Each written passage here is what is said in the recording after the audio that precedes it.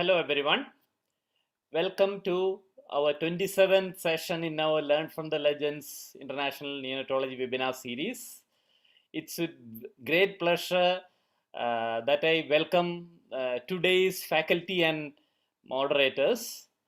Today we are going to discuss another new novel concept, probably of the future, machine-based learning, artificial intelligence, and its use in neonatology. The first part of this series is going to be discussed today.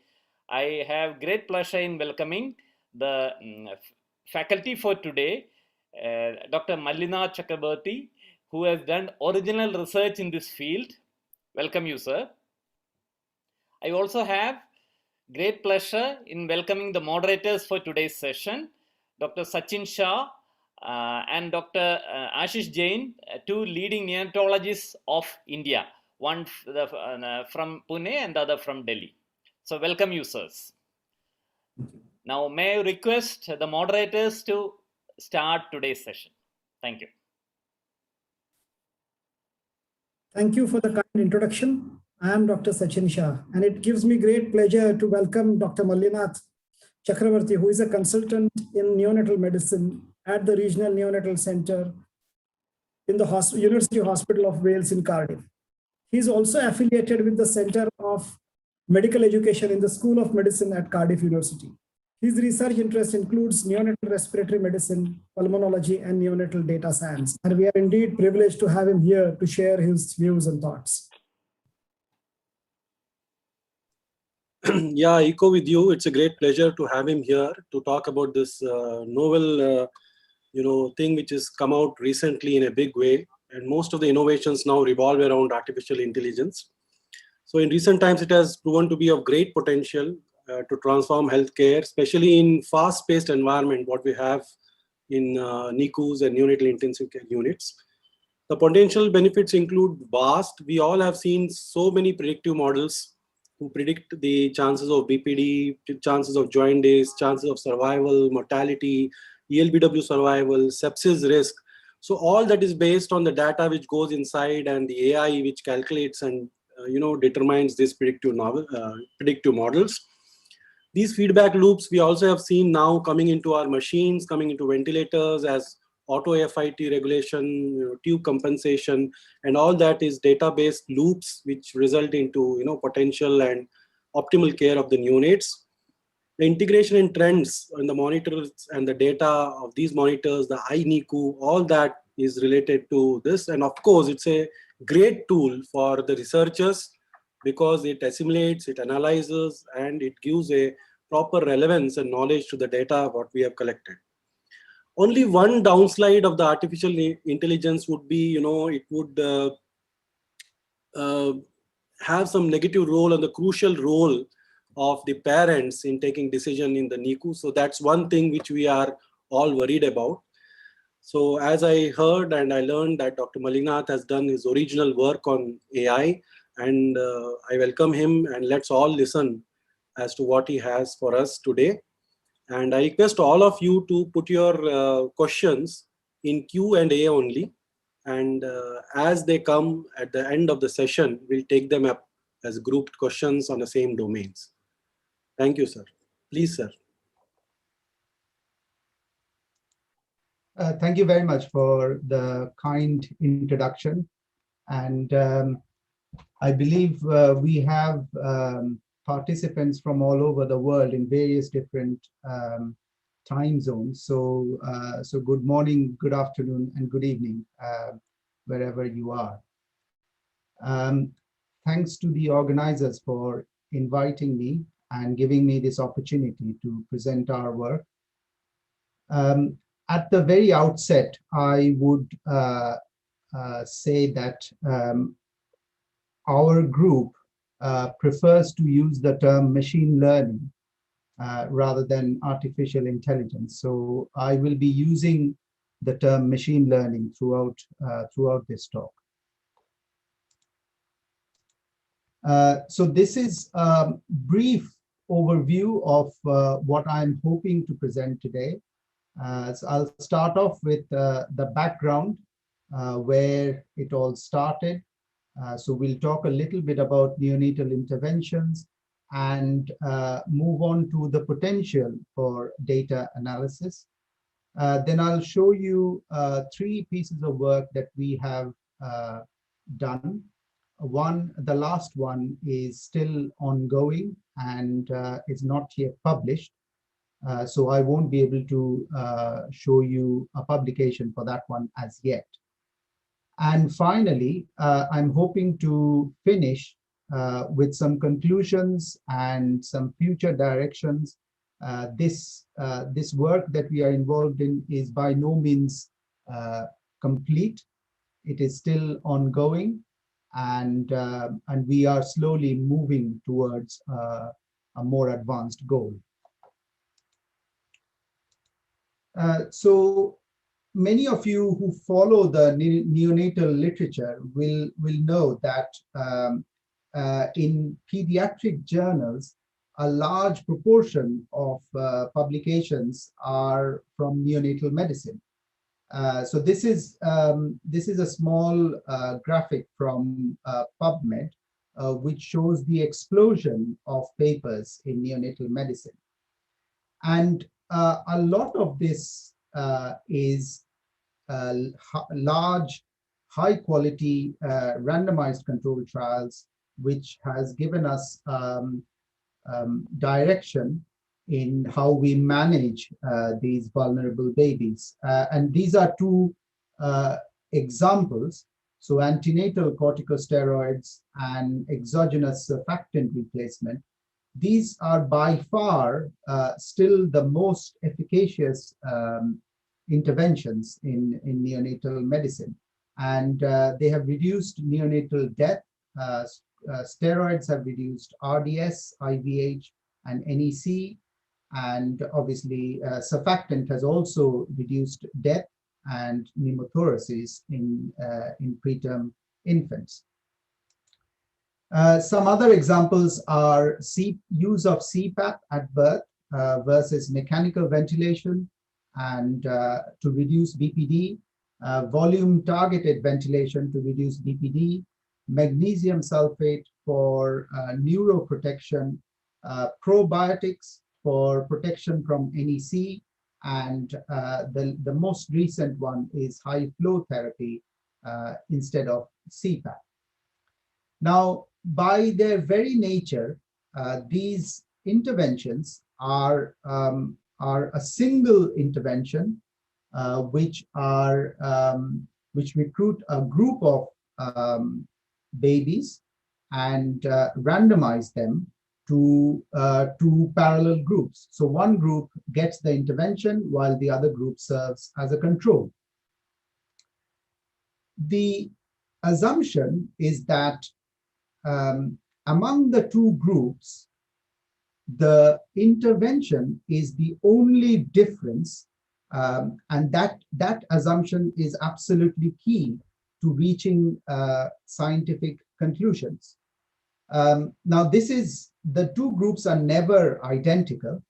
However, if a large enough group can be recruited into neonatal research studies, then it is assumed that the rest of the factors which are inherent to all of these outcomes is evenly distributed between the two groups. They're never identical, but they are evenly distributed. So in effect, these are essentially single interventions for complex outcomes. So I want to spend a couple of minutes talking about these outcomes that we are trying to target. So just think about the outcomes like mortality, like BPD, NEC, sepsis. All of these are examples of complex outcomes in neonates. In fact, many of the health outcomes that we look at for research studies are all complex outcomes. Now, what do I mean by complex outcomes? Firstly, they are multifactorial. So there are a number of risk factors which contribute towards the development of these outcomes. So none of the outcomes are due to a single factor. And I'm not going into the details of what the factors are. As Dr. Jain referred to earlier, there are so many papers out there looking at risk factors for all of these outcomes. So that's the first thing which makes them complex. The second thing is each of these factors have a dynamic effect on the outcome as well. And this dynamic effect is both internally dynamic and externally dynamic. So what do I mean by this? Let's take the example of mortality as an outcome. And we all know that gestation at birth is quite an important factor which contributes towards mortality. However, the lower the gestation, the higher and the more profound the effect on mortality. So gestation as a categorical factor contributes towards mortality, but it has got a dynamic effect depending on how low or how high the gestation is. A baby born at 23 weeks has got a much higher chance of mortality than a baby at 34 weeks. So this makes that gestation internally dynamic. Now, if we think of other factors which contribute towards mortality, these factors can have effect on each other. For example, a male baby at 23 weeks will probably have a higher risk of mortality than a female baby. So gender or sex is externally having a dynamic effect on gestation itself. So that's what I mean by these factors being internally and externally dynamic. And the third reason why they are complex is the effect of time. Now, prematurity is a condition which is characterized by immaturity of organ systems, and time is essentially changes that steadily and makes them more and more mature. So if we are looking at, for example, the effect of ventilation on lung injury, then that effect is highest closer to the time of birth for an extreme preterm baby at 23 weeks. But as we move away from 23, 24 weeks and the baby starts growing and surviving for 3-4 weeks further down the line, then ventilation, the effect of ventilation on lung injury probably decreases because we have gained time and we have gained some maturity. So all of these factors together makes these outcomes quite complex. So our question was, can we take into account the multifactorial nature of neonatal outcomes into our research. Now, this is not a unique or idea or an original idea. There are research studies which have used what we call care packages. Now, care packages are essentially a group of interventions, so targeted towards an outcome. So essentially, instead of having a single intervention for an outcome, there is a group of interventions which have been packaged together and taking into account the multifactorial nature of these outcomes. And they have shown benefit in reducing death in many countries, in several research studies. And specifically for neonatal care, this has found use to counter sepsis. So sepsis by itself is a really complex outcome, and there are so many factors which contribute towards sepsis. So using care packages or multiple interventions as a package has been found to be of benefit. On a neonatal unit, so that's one of the first ideas we had. So incorporating multiple risk factors into our research. Now, what do we look for? On a neonatal unit, we monitor these babies very, very closely, as Dr. Jain said. So we look at their heart rate, saturation, their breathing, invasive blood pressure, end-tidal CO2, transcutaneous CO2, ventilator data. So all of these are monitoring the various different systems of the baby very closely and on a second-by-second basis. So this is a rich trove of data which is sitting there to be used for research. In addition to all of that, we also collect lots of clinical data.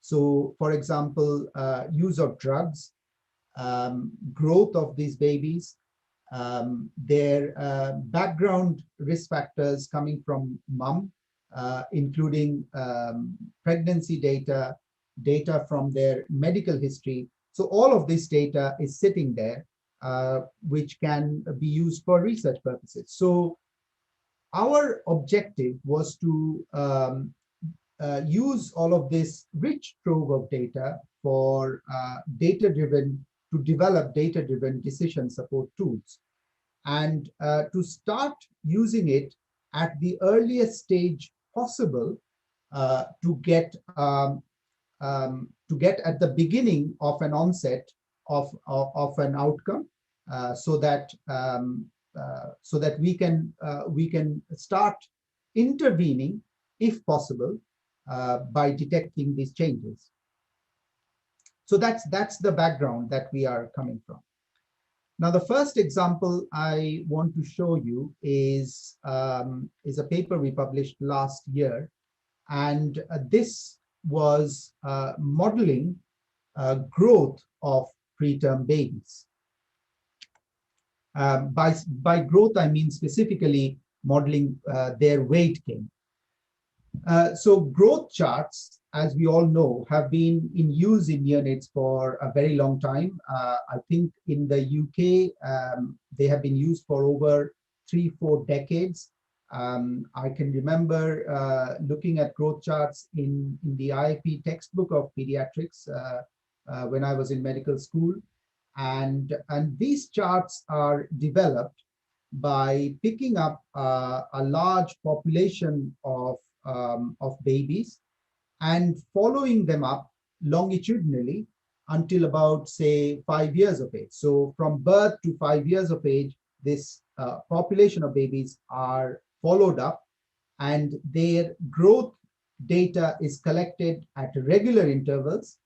And finally, these are statistically analyzed to create distribution centiles, and that's turned into a growth chart. So longitudinal data is what is needed for these growth charts. However, in the UK, and as far as I am aware, in most other areas of the world as well, the growth chart for preterm babies, especially extreme preterm babies, have been developed in a slightly different way. So, so these are examples of charts which we use in the UK. And on the left-hand side is the chart used for boys, and on the right-hand side is the chart for girls. Now, these charts have been developed by collecting information from, say, for example, 100 babies born at 23 weeks. So they are measured at birth. So their weight, their head circumference, and length is measured at birth. Then another 100 babies who are born at 24 weeks, their measurements are taken at birth. Another few babies at 25 weeks, their measurement is taken at birth. So these 25-week data is not babies who are born at 24 weeks and are now a week old. So all of this data is collected at birth, and so by their very nature is cross-sectional in its origin. So strictly speaking, these are not growth charts. They are essentially measurement at birth. So they are not growth charts. So the other assumption that they make is, because they are measurements at birth, they reflect in utero growth, and the extrapolation from that is, when a baby is born preterm at any gestation, the growth should reflect what was happening in utero. Now, this is, as we all know, is never true. Birth at a preterm gestation is quite a significant trauma, and the typical growth that we tend to see is what I've shown here. So the babies are born at a particular gestation, but as they go along, the centile, their growth goes down in the centile chart. And there are two examples of this on this chart. So often we find it difficult to interpret whether this is adequate growth or not. And some people might interpret it as growth failure. And they could be exposed to lots of interventions, which may not be in their best interest. So for preterm babies, in summary, the type of longitudinal growth charts that we have for children was lacking. So this was the first piece of work that we did. So we collected data from more than 1,500 preterm infants born between 23 and 31 weeks of gestation in 14 neonatal units in Wales between 2011 and 2014. And quite a lot of data was collected from them, including the anonymized ID of the child to identify them individually, their gender, their gestation, the weight measurement as they progress through the neonatal unit, and the time from birth when these weight measurements were taken. The data was cleaned thoroughly, and obviously for all data like this, there are lots of errors, and these were removed. And the modeling requirements that we set ourselves was that our model would need to take into account the significant differences between postnatal growth and growth in utero. So we were going to treat these two growths as separate from each other.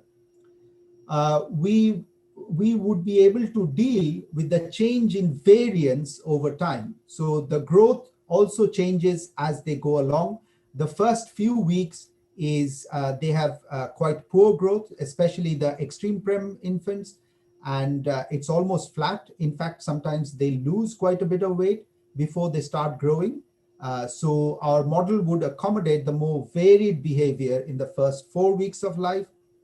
It will utilize any correlation between measures at different time points from the same child, and it will allow separate predictions for boys and girls. And for this piece of work, the machine learning model that we used is called logistic regression models. And we used a multivariable mixed effects model for this work. I'll skip these two slides and show you an example of what we have produced. So this is a growth chart for a 25-week female child, and essentially the growth chart and the variance in the growth has been recalculated every 2 weeks, and that's why you can see the notches over here to allow for the increase in variance in growth as they progress through NICU. And so the data was divided into 3 different parts. 2/3 of the data was used for the modeling, and 1/3 was later used for testing the model. So this is the data from the modeling part of the study. And when we plotted the test data on it, as you can see, it is very well distributed within these centile lines. We compared it with the old charts, which are in existence now, and I will flick between these 2 charts, which will give you an idea of how different the fit was.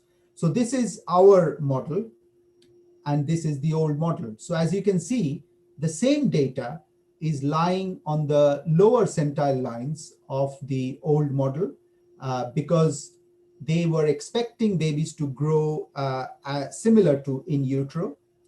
And in our charts, the test data fits much better. So if I flick between these 2, that will probably make it a little bit easier to see. So this is our data, our model, and this is the old model.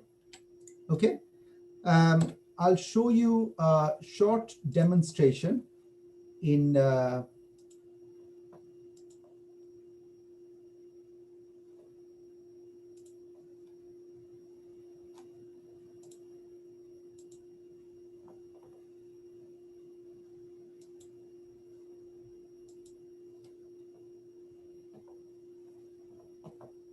so the model has been implemented as a browser window, and we can change the gestation. So I will change it to 24 weeks, a male child who was born at 570 grams. I hope you can see this reasonably. In 2 weeks' time, the baby's weight was 600 grams. In 4 weeks' time, it had gone up to 750 grams. I'm just making this up. This is not a real child at all. In 7 weeks, it had gone up to 950 grams. In 10 weeks, it is 1200 grams. And in 12 weeks, let's say it was 1400 grams. And the model will come up here. Obviously, you can put in real-time data in there. You can change the number of weeks where you are getting the data from. You can use only one or a subset of all of this.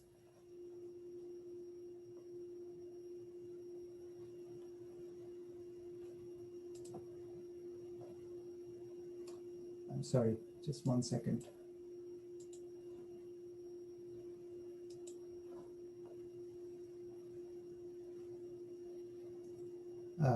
Just taking us a small amount of time to calculate the data and run the model.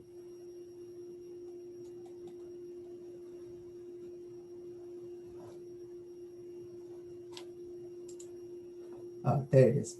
So this is the output from the model. So these are the centile lines for a male child. The table over here gives the age in days, the weight as we have put in, the 50th percentile for that gestation and for that age as we go along.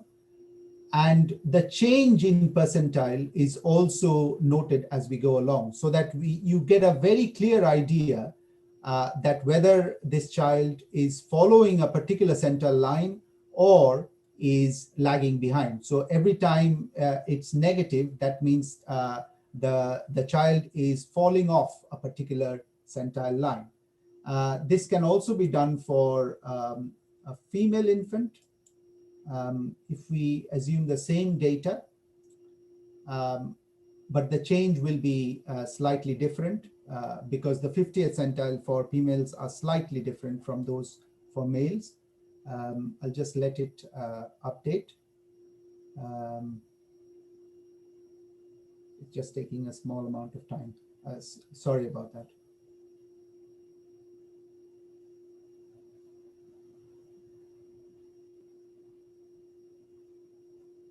There you go. So so it does the same thing for girls as well. Okay, so this is a live demonstration of how the model works and how it can be implemented for an individual to produce individualized centile lines and predictions of which way things are going. Okay. I'll stop sharing this and I'll go back to our presentation.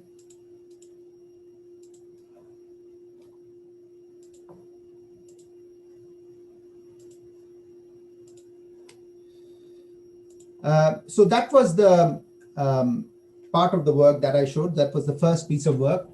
And this model essentially currently utilizes only weight and gender, but we plan to extend the model with updated data to include all of the comorbidities. So many of these babies have had NEC in between, they have sepsis in between, and each of these episodes of morbidity affects their growth. So we are planning to incorporate all of that, all of the comorbidities into the predictions. As we all know, socioeconomic data also, like deprivation, pollution levels, they also can affect growth of these babies. So we are planning to include them in the models, and as well as parental data. So parental size, so their height and weight, which has an effect on babies' height and weight, their smoking status. So all of this parental data we also want to include. And essentially, with a sufficiently large and diverse population, we can produce individualized growth charts for each baby. The next piece of work that we did was on neonatal respiratory care and extubation model. So trying to predict extubation using routine data. And we published 2 papers on this so far. So just to go into what we have done, so we have used an index called heart rate characteristics index. So for babies, when we monitor them on a NICU, the heart rate, there are lots of decelerations and there are lots of accelerations. So the heart rate is never stays stable. It goes up and down. And for a healthy baby, if we plot the decelerations, so their frequency and the depth of them, then on a histogram, this is what it looks like. So they're more or less evenly balanced. So the number of decelerations and the number of accelerations are more or less evenly balanced in health. However, at the beginning of disease, what we tend to see is that the number of decelerations as well as the depth of decelerations are far more than the number of accelerations. So this is noted in many disease conditions and is one of the early signs of change in condition from health to disease.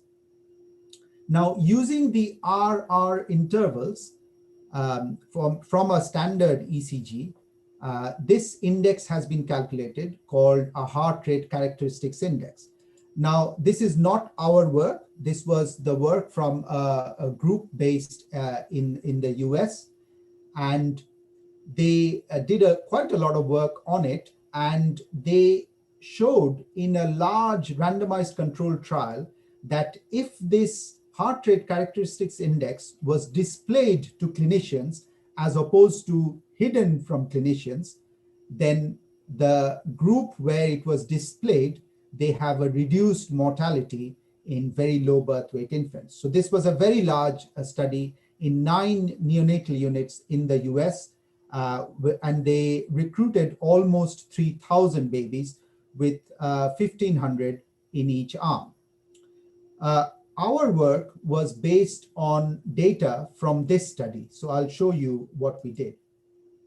So this is what the heart rate characteristics index monitor looks like. The actual index is showed on the right-hand top corner. And essentially, this number is a fold change in risk of clinical deterioration from the baseline.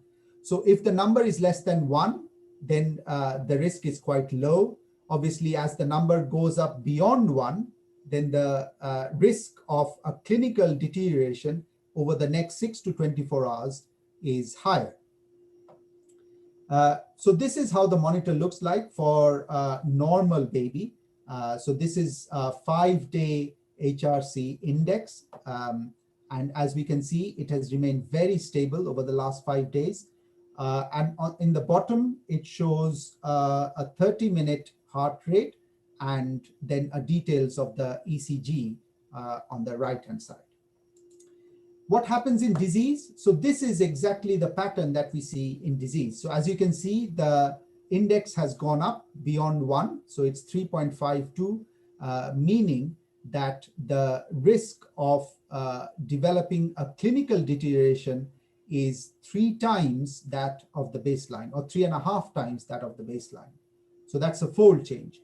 And this is the spike that we see in HRCi, and that is a reflection of the ECG, which shows lots of decelerations, as we discussed earlier. So in neonates, several observational studies have shown that these decelerations or rise in HRCi are associated with sepsis, with NEC, with respiratory deterioration, surgery, various drugs, and IVH as well. So our hypothesis was that using HRCi, can we predict the outcome of a clinical decision to extubate a neonate from mechanical ventilation, either just before, so essentially testing extubation readiness, or shortly after the extubation, and we are testing extubation success over there. So 2 distinct situations which are linked temporally with each other and causally as well. So we are looking at extubation readiness or extubation success. So we picked up data from the randomized control trial that I showed earlier. So they had 2 arms. So they randomized 3,000 babies. They had 2 arms. One was the intervention arm, where the HRCi was displayed to clinicians. We discarded data from this arm because if the data was displayed to them, that could have affected their decision. So we did not want that. So we picked up data from the control arm of the randomized control trial, which is about 1,500 babies. And of these 1,500 babies, all of them are preterm. About 577 of them had an intubation extubation episode. The rest of them were never intubated. So this 577 babies we picked up, and we divided them into cases and controls. So cases were babies who got reintubated after an extubation episode, and controls are babies who did not get reintubated in 72 hours from the extubation. The data was again split into 3 parts, and we used 2/3 of it for creating the models or deriving the models, and another 1/3 to test the model. And this is how it looks like. This is a small cartoon. So, so babies are intubated over here. So we collect the hourly HRCi scores and use this to look for extubation readiness. The extubation episode happens here, and then from then on, we look for extubation success defined by remaining extubated for the next 72 hours. So we divided this period into 6 hourly epochs and used median hourly scores from them for the data analysis. And as you can see, for the pre-extubation model, we found that the HRCi score was a highly significant predictor of extubation success. The birth weight was also statistically significant. The age at which the extubation happened, so the corrected age from birth, that was also nearly statistically significant. And so we kept it inside the model. And use of antibiotics in these babies was also statistically significant. Again, we used mixed effects multivariable logistic regression model for this purpose. For the post-extubation model, we used a slightly different model because this was also complicated by time. And obviously, the further we move away from the extubation episode, the risk of the baby getting reintubated naturally decreased. So we used a hazard model for this part of the work. So 2 different types of models we have used. Now let me demonstrate these models for you.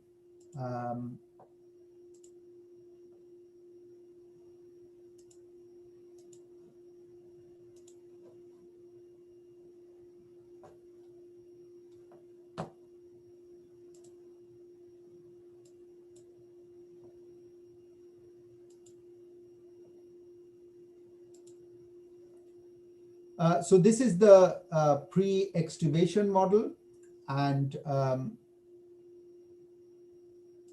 sorry.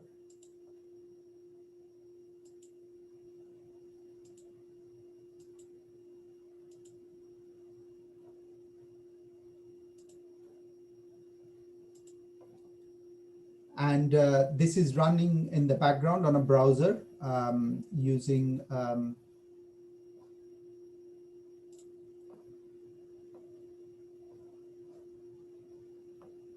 so we can input all of the significant factors that we have determined from the model. For example, a baby born at 570 grams being extubated at a corrected age of 25 weeks. And you can see the output right from the beginning over here. And we are using the HRCi scores, say for 3 hours prior to extubation. I'm just making this up. This is not a real case.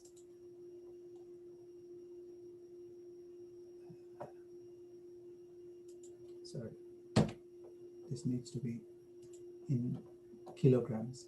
So as you can see, the probability of reintubation immediately comes up on the right-hand side with a 95% confidence interval. And this will change as we change data over here. For example, if the baby was not receiving antibiotics, the probability immediately comes down. So receiving antibiotics suggests sepsis, and that increases the chances of reintubation.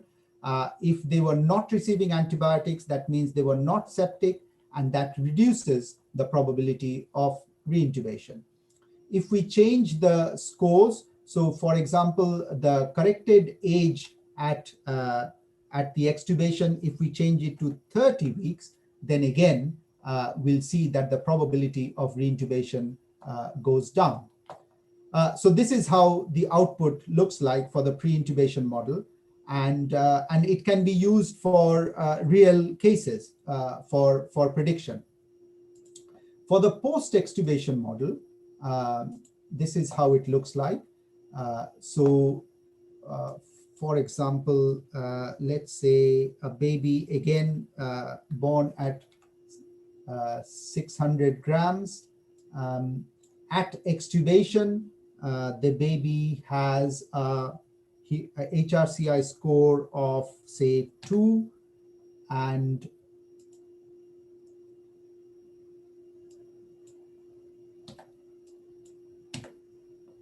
the extubation is happening at, say, 27 weeks, and baby is on antibiotics, okay? So this output over here will give us predictions for the next 72 hours. So the first curves which come up are essentially the background prediction just after extubation. It's just running in the background. It'll come up in a second. There. So this red line is essentially the median, and these are the 95% confidence intervals. And as you can see, the probability goes down as we progress.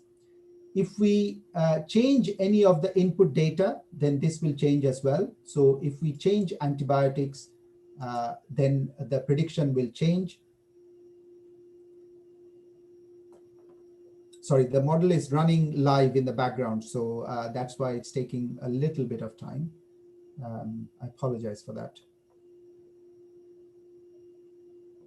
So as you can see, the predictions have changed over here, and we can include, so keeping this in the background, we can include data as we go along. So for example, at 3 hours, the score has now gone up from 2 to 5, and baby is now on antibiotics. So what happens to the score?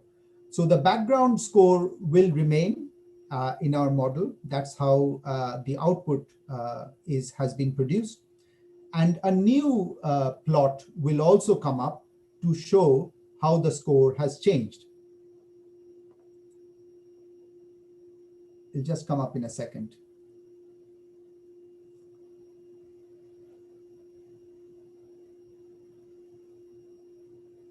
So this was the background score. Because the new score is so high, the scale has changed, and that's why this looks flatter. But this is the original curve, which you saw in the earlier screen. And the HRCi score has gone up, which means that something has changed, and the risk of a clinical deterioration is very high. And this is the updated score in blue over here. Okay, so this was the output from the other model. Finally, let me share my screen again.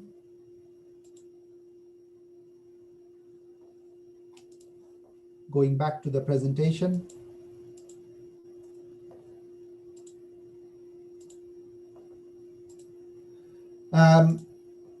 Finally, the last piece of work that we are involved in, and this bit has not been published as yet, is prediction of survival and morbidity of preterm babies.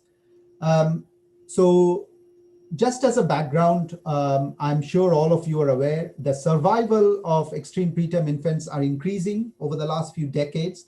And unfortunately, the morbidities have remained largely static. So their morbidity rates have not changed. If anything, they have slightly gone up from before. As more and more babies are surviving, the background population of babies who can have morbidities is increasing, and probably that's why the morbidities have remained static.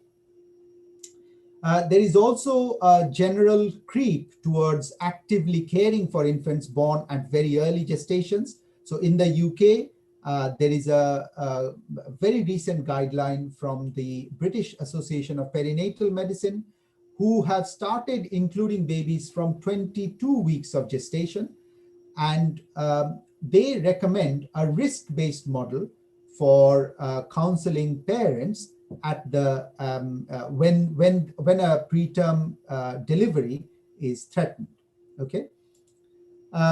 So this, again, this is a summary of the data which I've already shown. So various different studies which shows the survival rates at different gestations at birth.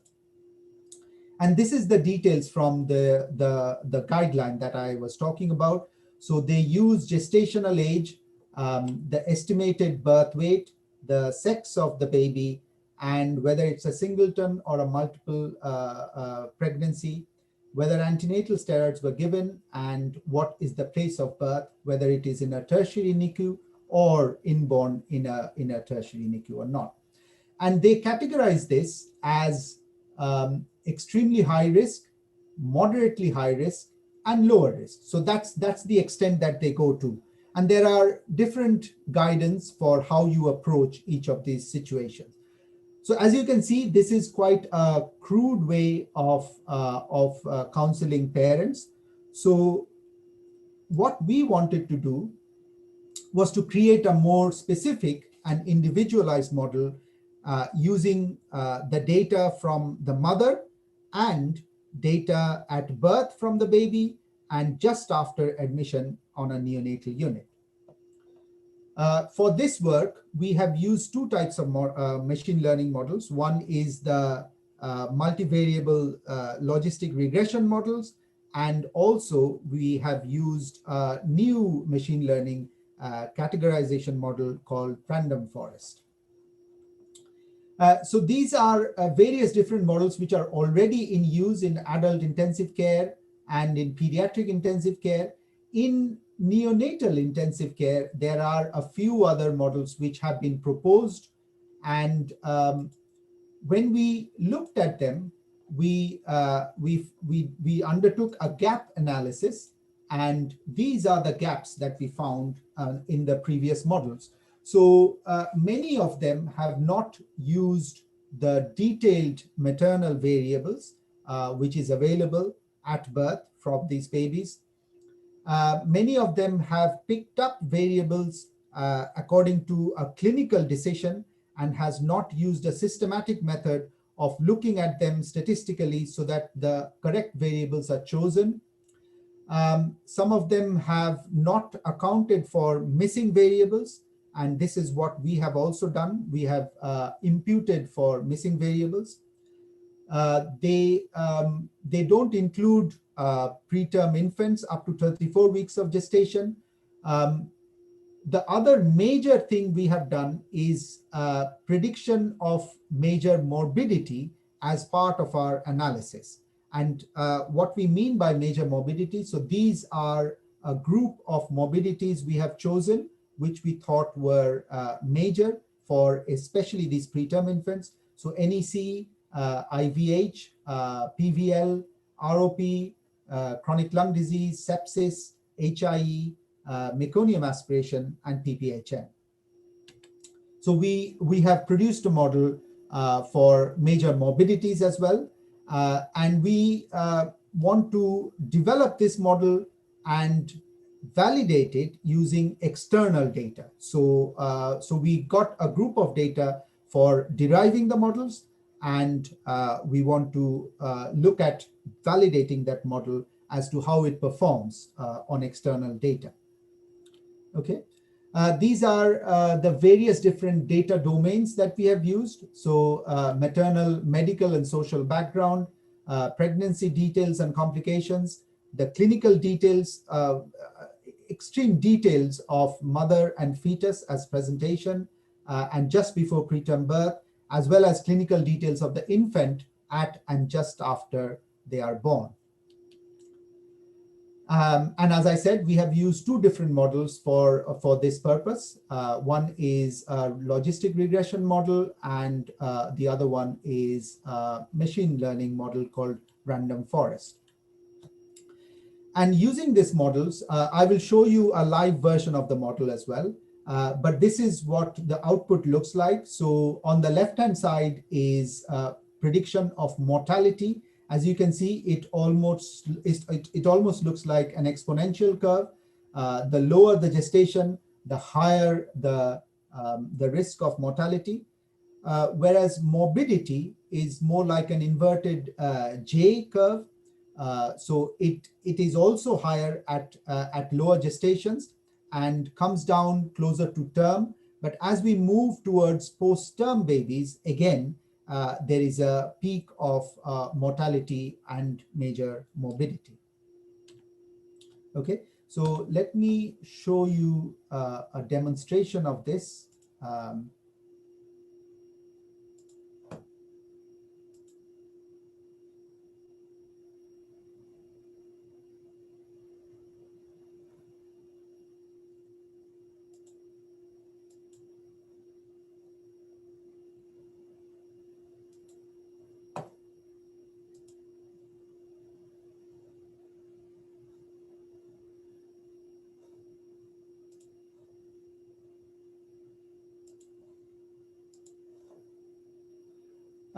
So we identified the important variables for this model. And again, I will try and create a baby at random. So a baby who is born at 23 weeks and 4 days. It's a male baby born outside a neonatal unit. And the mother did not have any medical problems. The antenatal scans were abnormal, and at admission, the temperature was not within range. So this baby was hypothermic. Baby did not receive magnesium sulfate at birth. The labor onset was spontaneous. The birth weight of the baby, let's say, is 600 grams. And the cord pH was between 7 to 7.1. Vitamin K was not given. Baby received surfactant. Baby did not breathe in the first minute, and APGAR score at 1 minute was low. And we will see the output on the right-hand side. I'll take you through the output once the screen comes up. Again, it's running live, so that's why it's taking a little bit of time. So hopefully you can see the figures on the screen. So this is the distribution in general up to 34 weeks. The green dots are babies who were alive, and the red dots are babies who did not survive. Right at the top, it gives you the probability of mortality for this choice of variables, and it's 95% confidence intervals, both for male infants and for female infants. As you can see, for male infants, the probability is slightly higher with identical variables. If the baby is a male baby, then it's slightly higher. This gives you the average from that gestation. So for 23-week babies, those of who died, this is represented in this whisker plot, and this gives you the overall distribution of these babies. So this model is being run using logistic regression, and if I change it to using another machine learning model called random forest, then the advantage of this this other model, random forest, is that it's very good at categorizing two binary variables, and you will probably notice the difference when the screen comes up. The separation between the variables becomes quite distinct between babies who were born, who remained alive, and the babies who died. So that is overall the output from this model. So this is not finished. This work is not yet finished. What we want to do after this is, let me go back to my slides.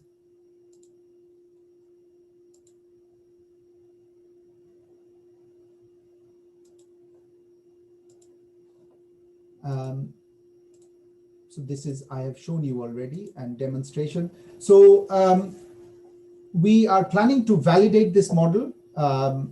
We have already internally cross-validated it using subsets of the model.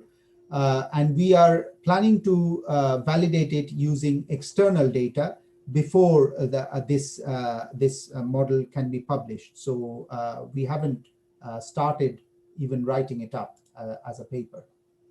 So in conclusions, I'll finish off here. In conclusion, what we have done is we have slowly progressed from simple linear models to more complex modeling.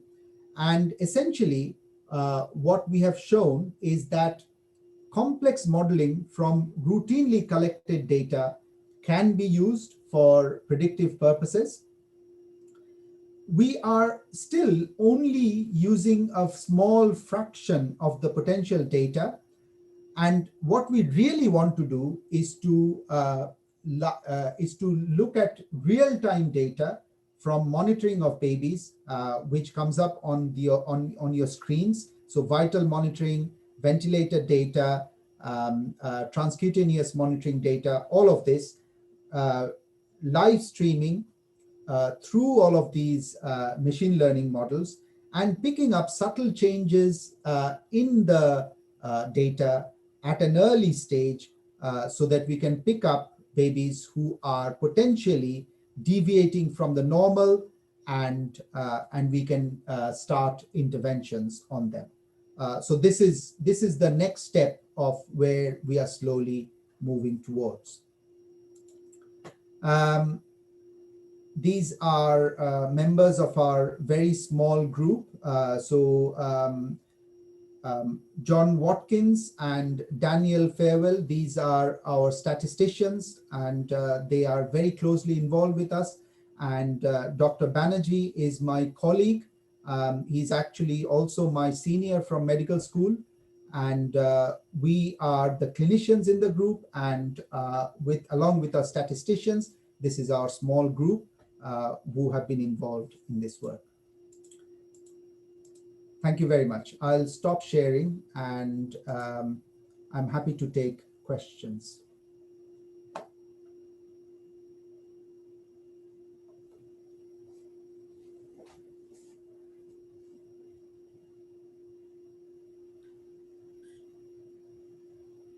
Hi, that was a very interesting talk. Thanks, Dr. Mallinath, for the very, very interesting talk about neonatal, using neonatal data for predictive modeling. Now we have a lot of questions. It has, obviously the talk has generated a lot of interest, and we have questions on the YouTube channel as well as here in the chat box. So the first question is, why was HRCi and extubation chosen to be correlated with each other, and why not HRCi and sepsis? So HRCi and sepsis are already correlated, and that's why we have incorporated sepsis or use of antibiotics within the model, because that's an independent predictor of the HRCi going up. So if you remember, in the model, there were 4 different factors which we found to be statistically significant and predictive for extubation success. One was the HRCi score, the other one was birth weight, the third one was time of extubation, so age of the baby, and the fourth one was antibiotics. So sepsis is incorporated in the model. So, as the interest generates, there will be a lot of people who will be doing this machine learning and artificial intelligence predictive models. So there's an interesting question coming out that what skills does a clinician and neonatologist should have to actually judge whether this model is good or this model is good. Because currently you have few people, like you, who are modeling the predictive models. But as the interest generates, there will be more and more people. So what decides the novelty of these models? The database, whether it is large, and what database are we looking at? The modeling methods, like you said about a couple of methods of modeling, the real-time, data, or the third-party integration of all the monitoring devices. Because at the end of the day, the neonatologists need to know what to pull out from the literature and follow. That's quite an interesting question, and it's very, very relevant. So thank you for whoever has asked that question. So any data and model is dependent on the population where it comes from. So the population of babies needs to be appropriate when you are implementing a model and using it for clinical purposes. So for example, babies, a model which has been produced in the UK for the UK population should not be automatically extrapolated to a different population. So for example, in India, I would recommend collecting local data and running the same model to get more localized and individualized predictions, rather than blindly sort of implementing the same model and the same results to a completely different population.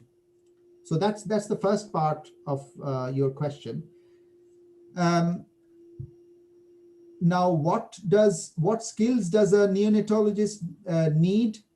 Essentially, for the end user, what they need to understand is, as we have already said, the population that the model is coming from, whether that population is applicable to the patients that you are looking after. So that's a very important point. And secondly, how does the model perform when some external data is thrown at it? So the characteristics of these machine learning models is that they can be highly optimized for the data that you give to the model during the modeling process. However, the proof of the pudding is in the eating. So you have to test the model using external data, and if that holds up and shows that the model is really useful when completely new data is thrown into it, that becomes a more useful model than one which does not do well with external models. So in my demonstration, I showed you a figure towards the end called an AUC, and that's one of the ways we assess model performance. And the higher the AUC, or the closer it is to 1, that model is performing well. Essentially, that's a statistical way of testing a model. Yeah, Dr. Mallinath, that was good. So just to follow up on that question, so what are the machine learning models which are currently available to clinicians, which are useful, which have been validated? So logistic regression models and the various other ways of doing logistic regression model. So it's not a single machine learning model. So logistic regression can be used in various different ways. That has been around for quite a while, for a few decades. And more recently, the categorization models, one of which I showed, called random forest. So these are coming up as well. Now, these models, these type of complex models are already in use in other sectors. So for example, if you look at banking, they used these type of real-time modeling for assessing risk. So fraud detection and assessing any other types of risk. So they use that real time. If you look at, so some of you might follow share markets, and again, they are using very complex machine learning models, usually a model called convolutional neural networks. So that type of model, really complex modeling, they use it in real time. So these are already in use in other sectors. However, for health and for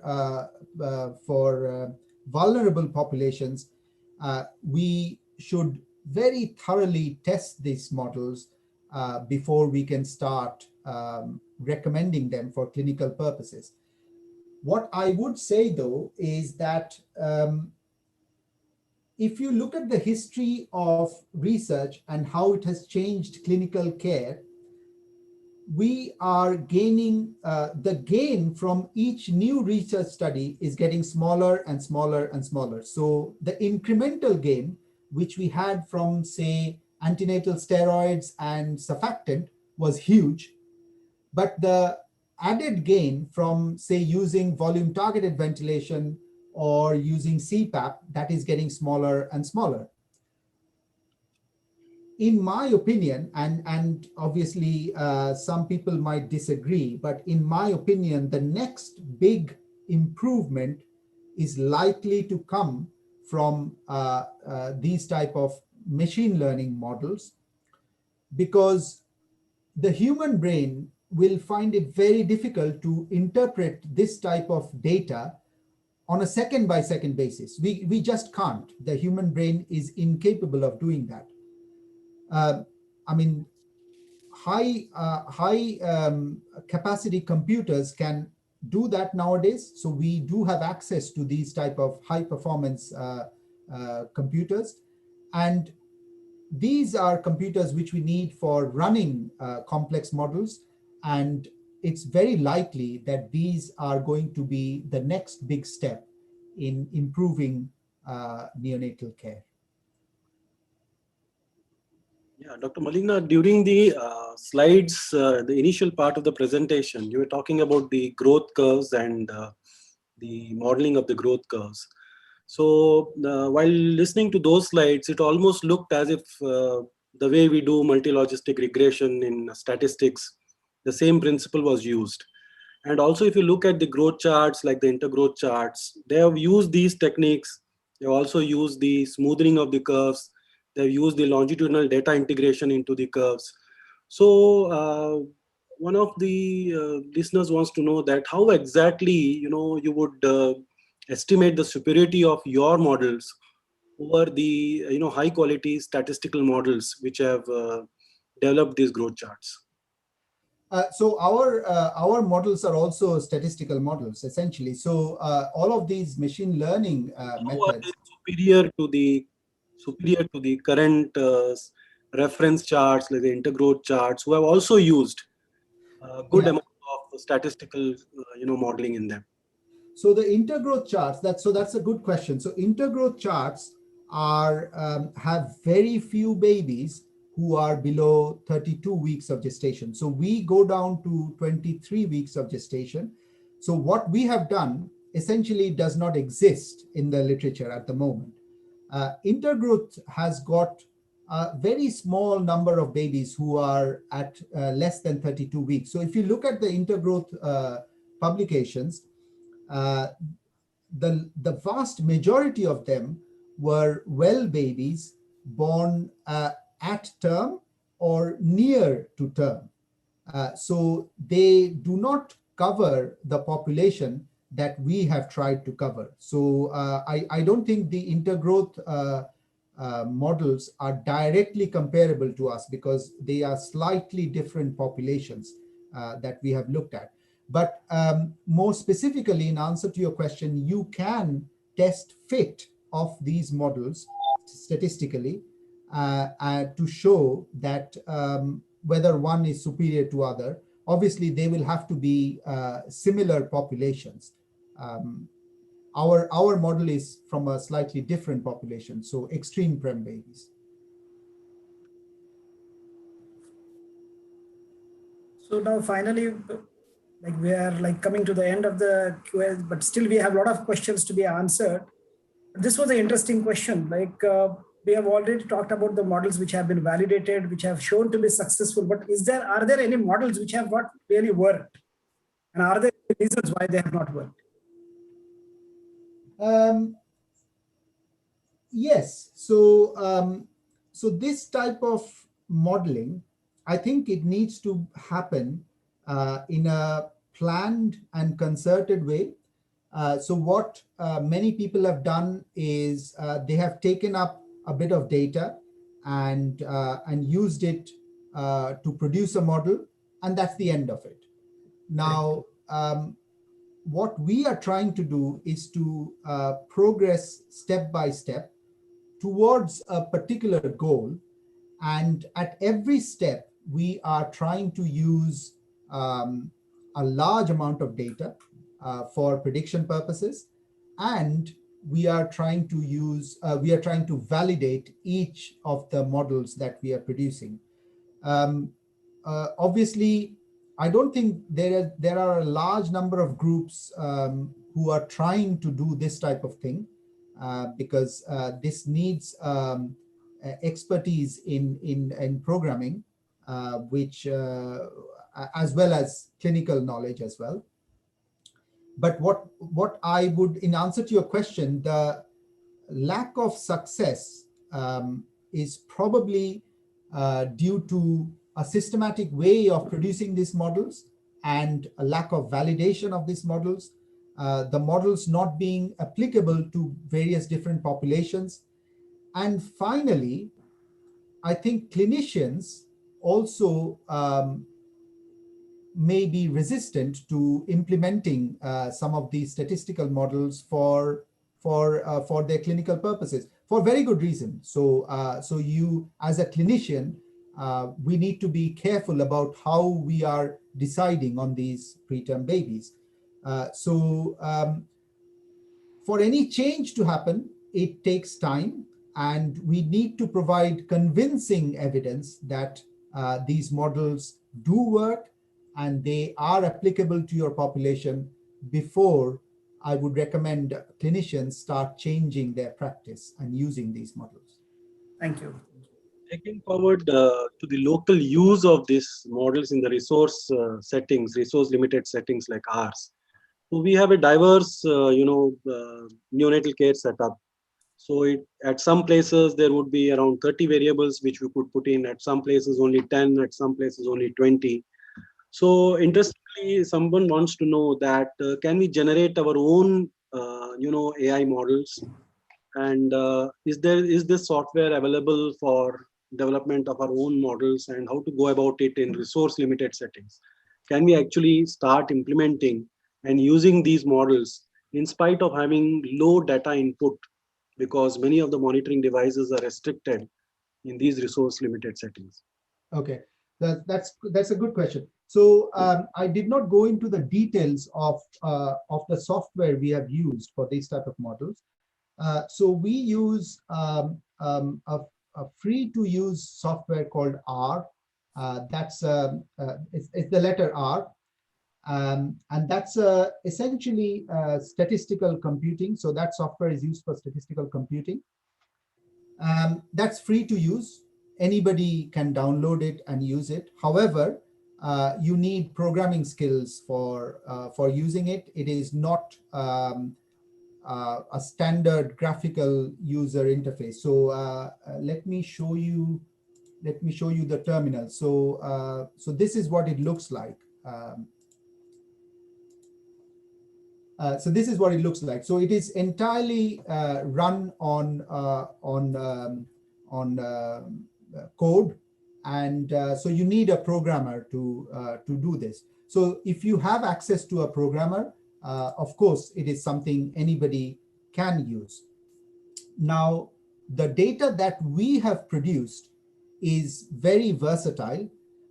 So while we have given you a set of significant variables, every model that we produce is versatile. It will incorporate whatever data you can put into it. So if somebody does not have access to 15 different data that we have used to produce the data set, produce the model, they can always use a subset of it. So if they have access to 5 sets of data, they can use that and the model will still run. So that's the way we have produced these models, that it can work on a subset of the data as well. It doesn't have to be all of the data. I think before we wind up, quickly taking 2 questions. So one is that, is there some evidence that these type of modeling really help in the clinical outcome of neonates? Because there are concerns that the FiO2 and the SpO2 integrated loops failed.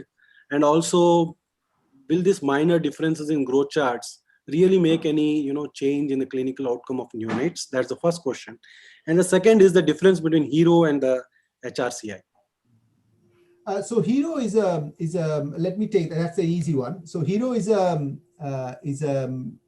trade name for HRCi. So the company which produces these monitors, they have chosen to call it HERO. So it's the same thing. It's no different. One is the actual variable, which is HRCi, and HERO is just the trade name for that the company chooses to use. Now, in terms of evidence for these models, this is still at an early stage, and I cannot at the moment show you a vast amount of evidence to convince you that these models do make a difference. There are some publications. So there's a group in Toronto who have published a few papers on this. They have used similar methods to produce prediction models and detect early changes in clinical condition. And they have got some early publications on sepsis, and so you can look that up. But there isn't as yet overwhelming evidence on this because this is quite a new area in research for neonates. There is evidence from adult literature and some limited evidence from pediatric literature, but quite limited evidence from neonatal literature. Thanks a lot. So I'll hand over the mic now to Dr. Manoj, because we have almost covered all the questions. Thank you so much, Dr. Malli. It was a wonderful talk as usual. I'm a big fan of yours. Now, may I request one of our senior neonatologists from Kerala, Dr. Ravindra Verma, to propose the vote of thanks and close the session. Thank you. Dr. Verma, unmute yourself. Unmute, okay. Thank you very much, Manoj, for asking me to propose a vote of thanks. It's a great privilege to do a vote of thanks for a series like this, which has become a legend in itself, actually. So the series itself has become a legend. So learning from the legend is a series. Now, we were extremely privileged to have Professor Chakraborty with us this evening on artificial intelligence in neonatology. It was a wonderful talk, and this was the one of the primers, which will be followed by another talk on the same topic in the coming few months. Thank you very much, Dr. Chakraborty, for taking your time out of your practice and spending your time and spending your knowledge with us during this period. Thank you, Dr. Chakraborty. And we were privileged to have 2 senior neonatologists from India, Dr. Sachin Shah and Dr. Ashish Jain, who had moderated session very well. And thank you, Dr. Shah and Dr. Jain. Finally, I would like to thank all the delegates from all over the world who has attended this seminar and who has been attending this seminar for the past many months, which has been going on. Now it is almost nearing 1 year. In the next couple of months, I think we will be finishing 1 year of this neonatology learning from the legend seminar. And we all request you to join us for the next session on 8th of May, when one of the pioneers in therapeutic hypothermia, Professor Seetha Shankaran, will be joining us on therapeutic hypothermia updates and controversies. So thank you very much. Thank you all. Hoping to see you all on 8th of May. On behalf of the IAP Neonatology chapter as well as NNF Neonatology Kerala, this is Dr. Varma. Thank you. Thank you. Thank you very much. Thank you. Bye bye.